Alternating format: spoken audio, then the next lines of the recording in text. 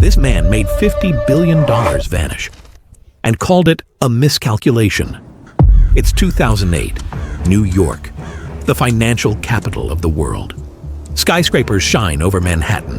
Trading floors roar. Smart screens flash numbers that control nations. And inside this world, one man sits above the noise. A man investors worship like a financial prophet. A man whose returns look impossible, but no one questions him. His office is buried inside a quiet building.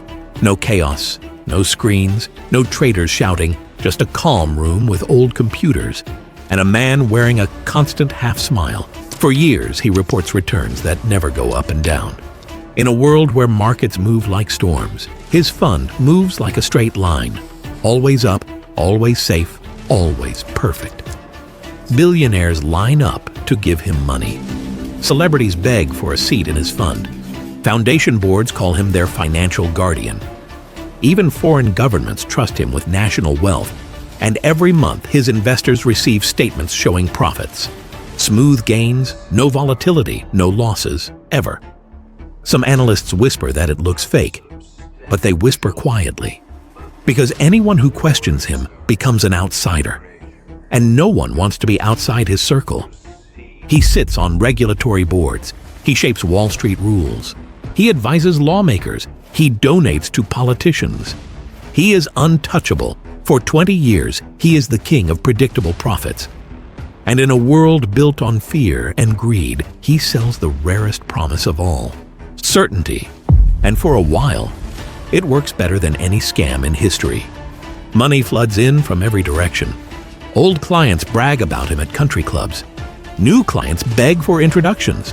Waiting lists form. People fight for a chance to invest. Some donate millions to charities just to get close to him. His fund becomes a status symbol. If you're in, you're elite. If you're out, you're nobody. And the more he rises, the more regulators fear to push him. The more reporters hesitate to investigate him, the more his legend grows. His scheme is too big, too respected, too connected, too protected. His world looks unbreakable. Then the market turns. Badly. 2008 hits like an earthquake. Banks collapse, investors panic, entire economies freeze. People rush to withdraw money from every fund they own, including his. His office is suddenly flooded with withdrawal requests. Hundreds of millions, then billions. Clients want their cash now. But there is a problem no one imagines, a secret he has hidden for decades. There is no money, no investments, no profits, no genius strategy. Every return he ever reported was invented, calculated by himself, typed manually, printed on fake statements. Every profit was a lie. Every gain was fabricated. Every success was engineered on paper, never in the market. His entire empire is the biggest Ponzi scheme in human history. $50 billion? Doesn't exist. When clients try to withdraw, he has nothing to give. Not even a fraction. The machine breaks. The illusion cracks. The empire begins to collapse in real time. Behind closed doors, he panics. His staff collapses in shock. His sons demand answers. His oldest clients cry inside his office. But he knows the truth. This is the end. There is no fix, no bailout, no trick left. The game is over. He tries to stall the inevitable. He calls old investors. He asks them to stay calm. He claims the crisis is temporary. He contacts banks searching for loans that will never come. He tells employees to destroy documents, shred papers, delete files, anything that shows how deep the fraud goes. He writes notes late at night, calculating how long he can delay investigators. He avoids eye contact with clients he's known for decades. People who trusted him more than their families, people whose life savings he has burned. One couple gave him everything: their retirement, their children's college funds, their home equity. He wiped it out in minutes. Charities that depended on him discover they are bankrupt. Some have to shut down immediately. 10,000 families lose medical support because he erased the entire foundation funding them. Even his own family is blindsided. His wife finds out the truth from him, not from investigators. His sons learn the truth only when he confesses to them. Their careers end instantly. Their reputations never recover. He tries to protect them, but it's too late. The collapse is now public. The news spreads across the world in hours. Every TV network flashes the same headline: billion-dollar fraud exposed. Biggest scam in Wall Street history. $50 billion vanishes.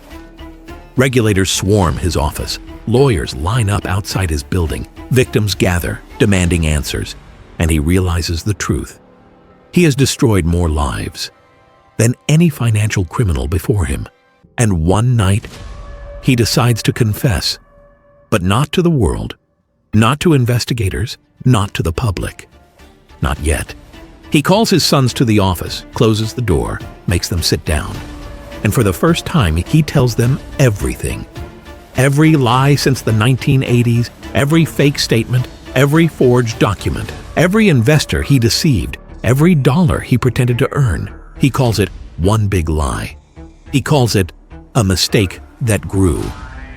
He calls it a miscalculation. His sons sit in silence, shocked, terrified, unable to process that their father is the architect of a global financial nightmare. They leave the room quietly, and they report him.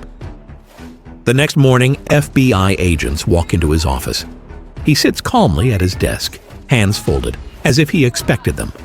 When they ask if he knew why they were there, he answers with 2 words: "Yes, I did it." He is arrested, walked through cameras, escorted past reporters shouting his name. Victims cry outside the courthouse. Some curse him, some beg him to explain. Others simply collapse watching the man who destroyed their lives. Investigators uncover everything.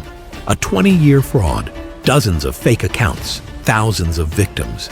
Billions stolen, retirees lose everything, trust funds evaporate, charities collapse, universities face financial ruin, banks take massive losses, entire families fall apart.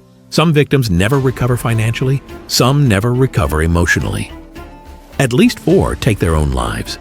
The trauma echoes for years, and experts say the true amount lost is far more than $50 billion. Some estimate the real figure may be closer to $65 billion. But one thing is clear: this is the biggest financial fraud the world has ever recorded, and the man who vaporized $50 billion was Bernie Madoff.